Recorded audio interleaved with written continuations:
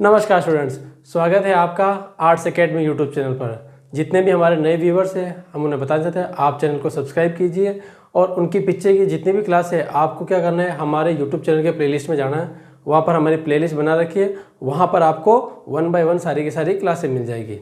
तो हमने आज का हमारा टॉपिक रखा है कि what French revolutionaries did to create a sense of collective identity. मतलब कि फ्रांस के जितने भी क्रांतिकारी थे उन्होंने ऐसे कौन से कदम उठाए जिसके वजह से क्या हुआ कि उन्होंने जितने भी क्रांतिकारी को उनको एक साथ में जोड़ करके रखा। तो मतलब उन्होंने ऐसे कौन से कदम उठाए जिससे क्या जितने भी क्रांतिकारी थे सारे एकजुट हो गए। ठीक है, तो पहला टॉप पॉइंट है हमारा द आइडियाज ऑफ ला पैट्रिए, that is a fatherland, and the लेसैथियन the citizen emphasise the notion of united community enjoying equal rights. बोला कि उन्होंने दो चीज़ों को ज़्यादा प्रमोट किया। कौन से आइडियाज़ को प्रमोट किया? एक था आपका ला पैट्रिए है। ला पैट्रिए का मतलब था फादरलैंड। जैसे हम इंडिया में कहते हैं ना कि मदरलैंड, मातृभूमि, ठीक है ना। तो उसी प्रकार से फ्रांस में ना ला पैट्रिए को प्रमोट किया गया कि ना ये जो फ्रांस जो है वो हमारा फादरलैंड है, पितृभूमि है। पहली चीज़। बोला कि इस पितृभूमि के लिए आपको कुछ करना चाहिए, इस पितृभूमि को उद्धार करने के लिए हमें कुछ करना चाहिए, पहली चीज। दूसरी बोला लेसैथियन, दैट इज अ सिटीजन। मतलब क्या बोला कि ना इस देश में रहने वाले जितने भी लोग हैं, वो देश के जो प्रॉपर नागरिक यहाँ के बाशिंदे हैं, उन लोगों के लिए हमें कुछ करना चाहिए। मतलब हमें इस देश की जो हमारी जो पितृभूमि है फ्रांस की, उसके लिए कुछ करना चाहिए और हमारे दूसरे जितने भी भाई बंधु जो हमारे यहाँ के नागरिक हैं उन सब लोगों के लिए कुछ करना चाहिए। ठीक है, द आइडियाज ऑफ ला पैट्रियंस लेसैथियन ने emphasize the notion of united community. बोला एम्फसाइज का मतलब होता है ये जोर लगाना, इस बात पर इशारा करना कि इस बात पर फोकस करना। एम्फसाइज द नोशन, नोशन का मतलब पर्यायवाची आप आइडिया भी लिख सकते हो, ये भी राइट है। नोशन का मतलब आइडिया भी होता है। तो एम्फसाइज द नोशन मतलब कौन से आइडिया पर जोर देते हैं कि यूनाइटेड कम्युनिटी। बोला कि हमारे यहाँ के जितने भी लोग हैं वो सारे के सारे समुदाय में एकजुट रहेंगे और उन सबको हम क्या देंगे, इक्वल राइट्स, है ना। तो बोला कि हम सारे समुदाय के लोगों को हम एक साथ में एकजुट इकट्ठा करेंगे और सबको एक समान अधिकार देंगे। ऐसा क्यों बोला? आपको हमने पहले भी बता रखा है, आपने क्लास 9th में भी पढ़ा है क्या कि फ्रांस की जो सोसाइटी थी वो क्लास डिवाइडेड थी। मतलब first state for clergy, church से बिलोंग करने वाले, second state for nobility, those who are belonging to the royal family, and the two category of the nobles. Third में आते थे आपके, थर्ड स्टेट में आते थे businessman, merchants, artisans, business peasants, landless peasants, serfs, ये वगैरह आते थे। तो इस क्लास सोसाइटी क्लास डिवाइडेड थी ना, तो बोला कि इनको इक्वल लेकर के आओ और एक सबको एक समान अधिकार दो। जैसे हमने ये भी देखा था 9th क्लास में जब आप थे, आपके पहले चैप्टर में हमने क्या बताया था कि जितने भी लोग हैं सभी के पास एक समान वोटिंग राइट नहीं है। क्यों नहीं? क्योंकि उनके पास में जमीन नहीं है। तो इस हिसाब से बहुत सारे ऐसे कुछ कानून बना रखे थे जिसकी वजह से फ्रांस की सोसाइटी जो थी वो इक्वल नहीं थी। क्योंकि आपको ये भी बताया कि फ्रांस की सोसाइटी जो थी वो आपकी प्रिविलेज और अनप्रिविलेज क्लास में बटी हुई थी। तो पहले बोला कि सबसे पहले हमें क्लास बैरियर को तोड़ना पड़ेगा। जिस दिन हमने क्लास बैरियर तोड़ दिया था सभी लोग एक समान हो जाएंगे, एकजुट हो जाएंगे और सभी को एक जैसे एक समान अधिकार देना आसान हो जाएगा। तो बोला कि ये एक ऐसा पॉइंट है जो लोगों को जोड़ता है, तोड़ता नहीं। दूसरा, royal flag was replace to the French flag. बिल्कुल सही बात है।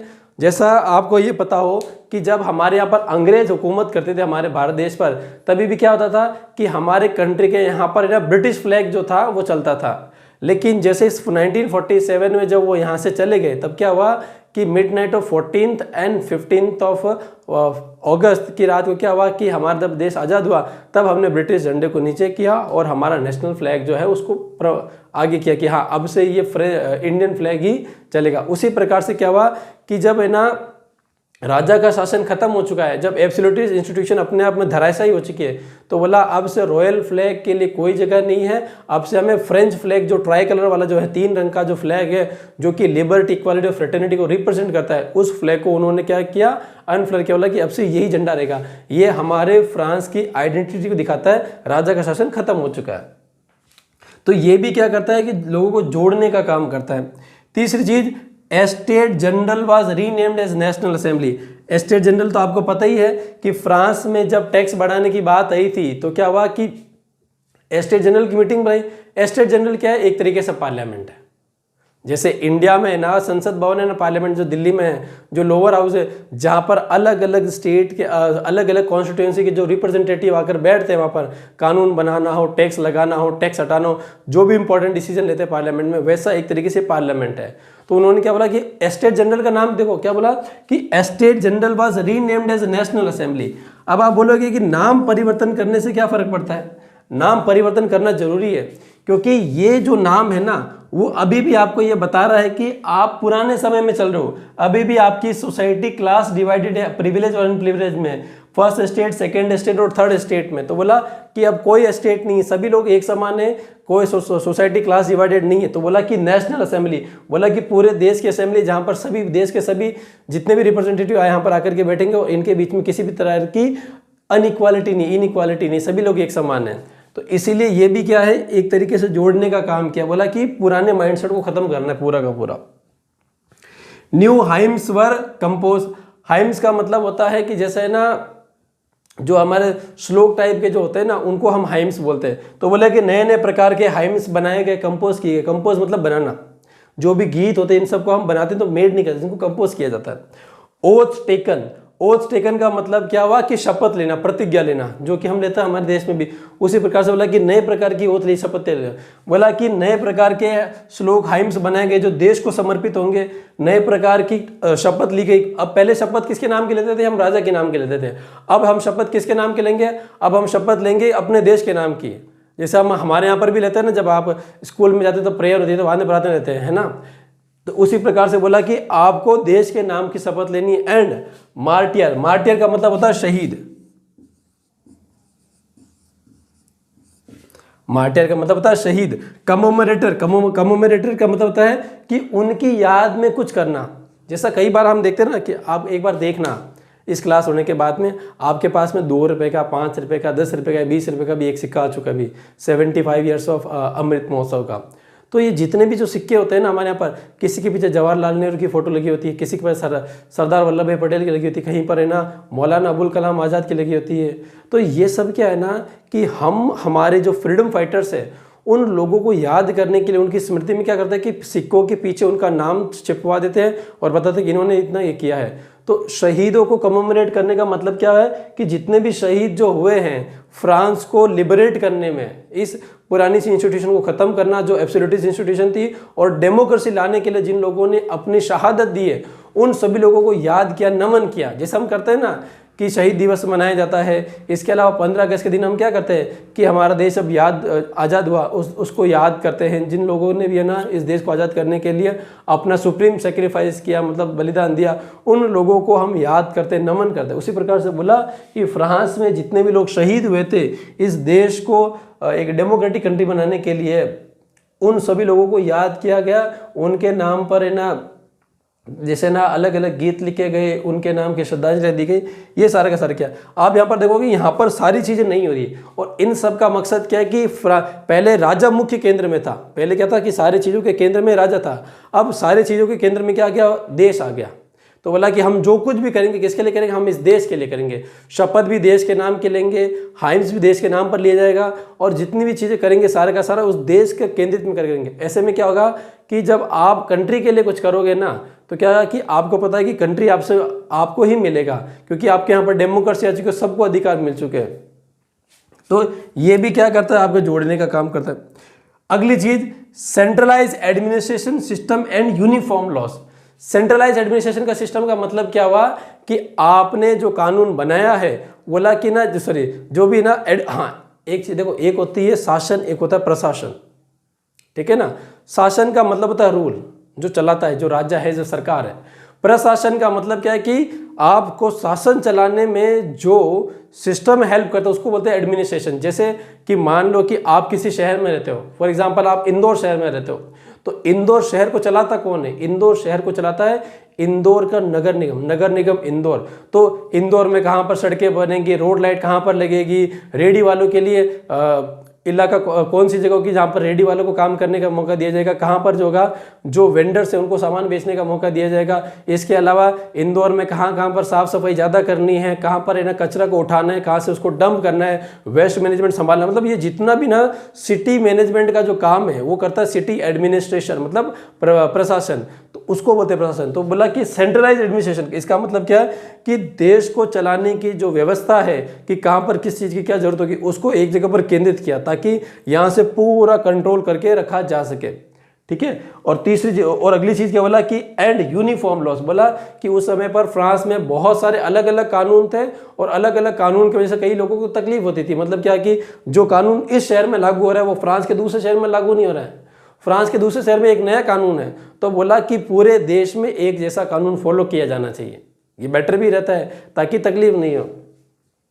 तो इससे भी क्या हो कि लोग जुड़े कैसे, बोला कि एक जगह पर जो कानून इलीगल है दूसरी जगह पर लीगल है, तो और एक जगह पर जिसके लिए पनिशमेंट ज़्यादा दूसरी जगह पर कम है, या फिर ना किसी चीज़ की अलाउड एक जगह पर है दूसरी जगह पर अलाउड नहीं है, तो बोला कि सब जगह पर एक जैसा कानून कर दिया। ऐसे में क्या हो कि लोगों को काम करने में रहन सहन में बहुत बड़ी रिलीफ मिली। ये हो गया। अब हम आते हैं अगली चीज पर, the internal custom duties and dues were abolish. Custom duties and dues का मतलब क्या है कि आपका आयात और निर्यात शुल्क, मतलब आप जो भी आपने एक्सपोर्ट किया है, मतलब बाहर बेचा है माल, और जितना भी इंपोर्ट किया है, जो बाहर से माल खरीदा है, उन पर लगने वाले ड्यूज मतलब टैक्सेस को पूरी तरीके से अबॉलिश किया। अबॉलिश किया मतलब समाप्त किया, खत्म किया। अबॉलिश का मतलब होता है समाप्त करना, ठीक है ना। ड्यूज का मतलब होता है टैक्सेस। अब आते हैं हम आगे, uniform system of weights and measures were adopted. अब बोलोगे इससे क्या फर्क पड़ता है। क्या हुआ कि फ्रांस में पूरे देश में सब जगह पर है ना जो वेट्स एंड मेजरमेंट थे वो एक जैसे नहीं थे, मतलब किसी एक जगह पर है ना उस सेम वेट का माप कम होगा तो दूसरी जगह पर ज्यादा होगा, तीसरी जगह पर उससे भी कम, उससे भी ज्यादा हो सकता है। और मेजरमेंट का मतलब क्या हुआ कि मान लो कि आपने कोई कपड़ा खरीदा, मान लो कि आपने 1 मीटर का कपड़ा खरीदा, मान लो कि 1 मीटर इतना होता है, तो किसी शहर में वो 1 मीटर इतना बड़ा होगा, किसी शहर में इतना बड़ा होगा, किसी शहर में इतना बड़ा होगा, और हो सकता है कि किसी शहर में इतना बड़ा भी हो जाए, इतना बड़ा। तो ऐसे में क्या हुआ कि जो बिजनेसमैन है ना उनको क्या हुआ कि डायरी मेंटेन करने में प्रॉब्लम होने लग गई। उनको क्या हुआ कि जैसे हुआ ना कि जितने भी व्यापारी वर्ग होते हैं वो क्या करते हैं कि एंट्री करते हैं, क्या कि हमारे पास में हमने क्या कि मान लो कि ना 500 में मान लो कि उन्होंने ना 50 थान कपड़े मंगा लिए, और बोला कि एक थान के अंदर हमने मान लिया कि साहब आपके 100 मीटर कपड़ा होता है, हालांकि ज़्यादा कम होता है, इतना नहीं होता है, एग्जाम्पल के लिए मान लो कि बोला कि ना ऐसे 100 मीटर तो इतने थे थान है, तो उन्होंने बोला इतना माल भेजा तो इतना बचा, तो कहीं पर छोटा होगा कहीं पर बड़ा होगा, तो क्या होगा कि उनकी जो डायरी मैच नहीं कर पाएगी कि हमने कितना बेच दिया, कितना हमारे पास में रिजर्व में बचा हुआ है, ऐसे में उसको मैच करना मुश्किल हो जाएगा। और इतनी सारी अकाउंटिंग भी अलग अलग है, भाई व्यापारी एक जगह सामान तो बेचता नहीं है, यहाँ पर बोला कि मैंने इतना सामान बेचा, वहाँ पर उतना बेचा, वहाँ पर उतना बेचा, तो बोला कि जब हमने इतना सामान बेचा तो उससे आने वाला पैसा कम क्यों है ना। बोला कि कहीं पर वेट ज़्यादा पड़ रहा है, कहीं पर कम पड़ रहा है, तो बोला कि अकाउंट मैच नहीं कर पा रहे, तो व्यापारी लोग बहुत दुखी थे।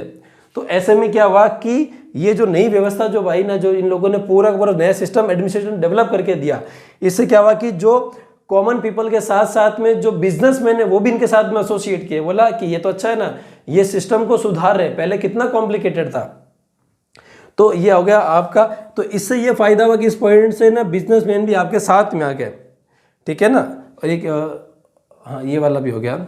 और अगला पॉइंट क्या है कि French was promoted as a national language. बोला कि सबको एक साथ में जोड़ना है, सबको साथ में रखने के लिए हमें क्या करना पड़ेगा कि सबसे पहले हमें लैंग्वेज बैरियर खत्म करना पड़ेगा, मतलब कि भाषा की जो बाधा है उस बाधा को तोड़ना पड़ेगा, खत्म करना पड़ेगा।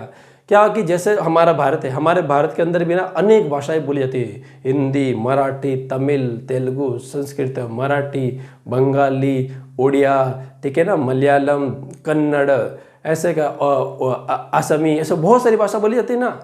तो उसी प्रकार से क्या हुआ कि फ्रांस के अंदर भी ना रीजनल डायलेक्ट मतलब क्षेत्रीय भाषाएं बहुत ज़्यादा थी। बोला कि ऐसे में ना कम्युनिकेट करना मुश्किल हो जाता है, तो बोला एक काम करते हैं कि हम जो पेरिस में जो भाषा बोली जाती है फ्रेंच लैंग्वेज, उस लैंग्वेज को प्रमोट करना ताकि लोगों के बीच में क्या होता है ना कि चीज़ों की इन्फॉर्मेशन को एक्सचेंज करना आसान हो जाए। ऐसे में क्या जब सब लोग एक जैसी भाषा बोलेंगे तो क्या होगा, सभी के बीच में ना वो जो बॉन्डिंग का जो जोड़ है वो आसानी से हो जाएगा। इसमें एक और पॉइंट भी है कि कॉमन करेंसी, मैंने लिखना भूल गया, फ्रांस में कॉमन करेंसी भी अडॉप्ट की गई, बोला कि एक जैसी करेंसी लागू की जाएगी। तो ये थी हमारी आज की क्लास कि रेवोल्यूशनरीज ने ऐसे कौन से कदम उठाए जिस वजह से क्या हुआ कि सारे लोग उनके साथ में जुड़े, एक साथ में आए, ताकि उनको ऐसा नहीं लगा कि उनके साथ में वो जुड़ नहीं पा रहे। तो ये सब करने का मकसद क्या हुआ कि उन्हें लगा कि हाँ ये चीज़ें क्या करें, रिफॉर्म करें, ये हमारे लिए सुधार करते जा रहे हैं, ये हमारे अच्छे के लिए कर रहे हैं। तो ऐसे में क्या है कि लोग उनके साथ में आए, जुड़े, और फ्रांस एज ए कंट्री को, France as a nation state को आगे प्रमोट करने का मौका मिल सके। ठीक है, तो पहले काम करो, आप इसका फोटो स्क्रीनशॉट ले लो। ठीक है, तो आज की हमारी क्लास इतनी ही है। ठीक है, तो अगर आपको वीडियो अच्छा लगा है तो लाइक कीजिए।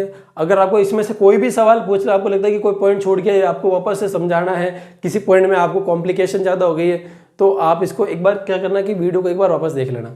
फिर भी समझ में नहीं आए तो आप क्या करना कि कमेंट सेक्शन में हमारे वो आप अपनी क्वेरी डाल दे देना। ठीक है ना, तो हम क्या करेंगे, आपको रिप्लाई कर देंगे, आपको पूरा का पूरा एक बार वापस समझा देंगे, बता देंगे वहाँ पर।